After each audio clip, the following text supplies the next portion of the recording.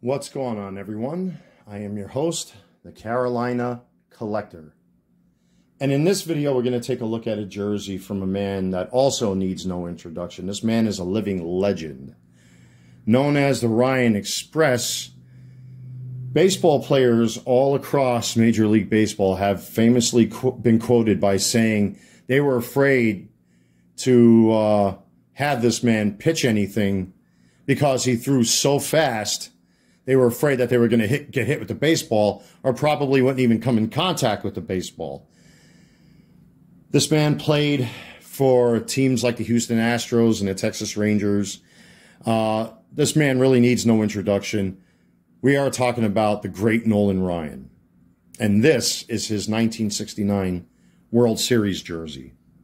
The camera does this jersey no justice because it's artificially weathered to look vintage and look old.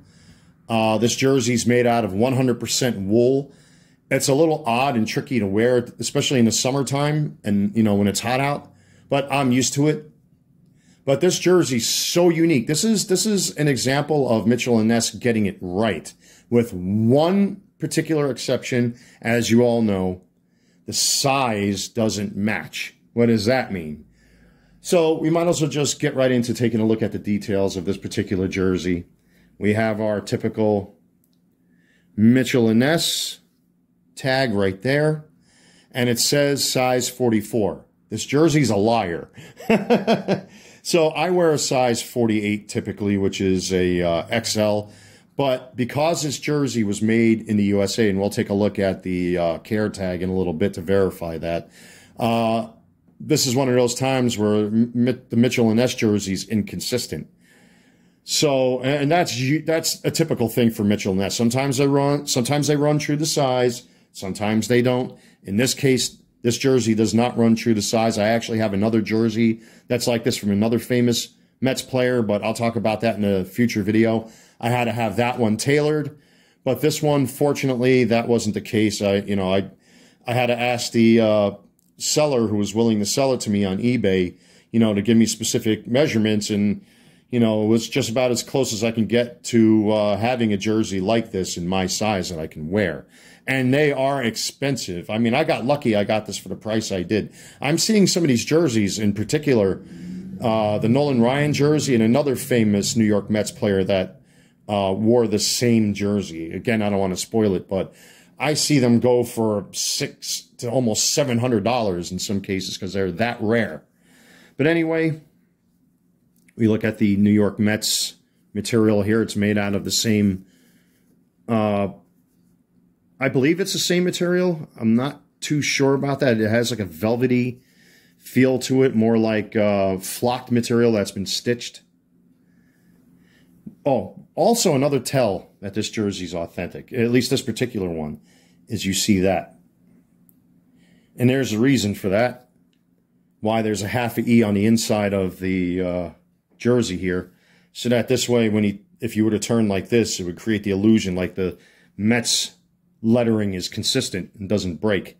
So that's another tell that this jersey's authentic. But we got the number 30 right there. And the camera does not do this jersey justice. The blue is so beautiful, along with that orange, that it's probably one of my favorite jerseys, along with the other one like this one that I have. But anyway, I know I'm gushing over this jersey, so let me move along here.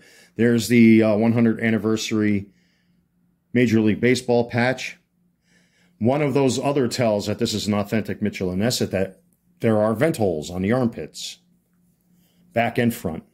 I would think there would have to be something to help this jersey to breathe. I don't know how these guys played with wool jerseys. That goes to show the difference between modern day baseball players and how strong and gruff old school dudes were, So we got the New York Mets vintage patch right there. We have the 1969 Nolan Ryan right there. We got your classic Cooperston Collection Mitchell and Ness jock tag. And to verify that this jersey is authentic, of course, and as there should be, there is the care tag, made in USA. 100% wool. Ugh. So, this is my favorite part. I love vintage jerseys because of things like this. That number 30 is so vivid and so incredible to look at. I love that rich blue with that bright orange. The camera just does not do it justice. The other jersey I have like this that I'll review in a future video, you know, obviously it's the same 1969 jersey. It's just another famous player from the era. That jersey is just as beautiful as this one.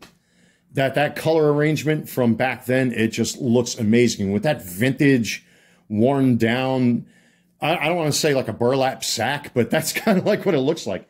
One of those details too, you know, especially when it comes to the pinstriping, there's no way to really describe that pinstriping.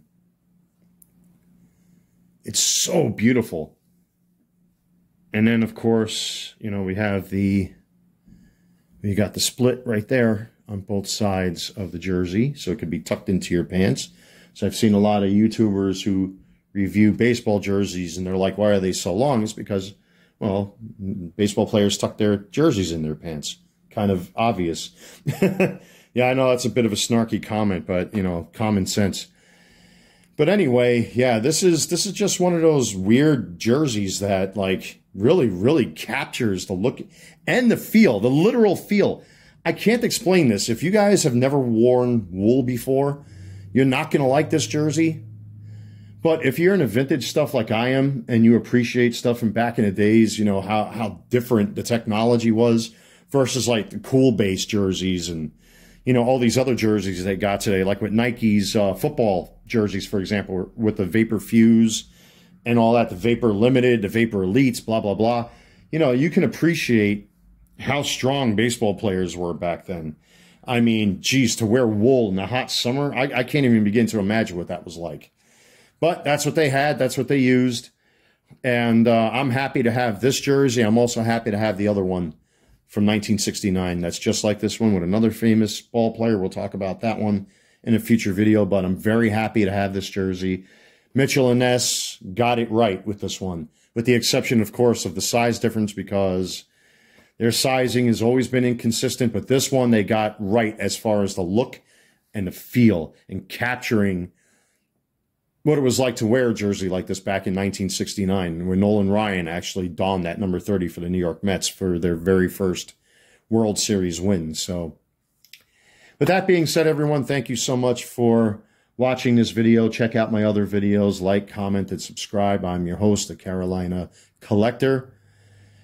Thank you. Take care. Until next time, God bless, and I'll see you soon.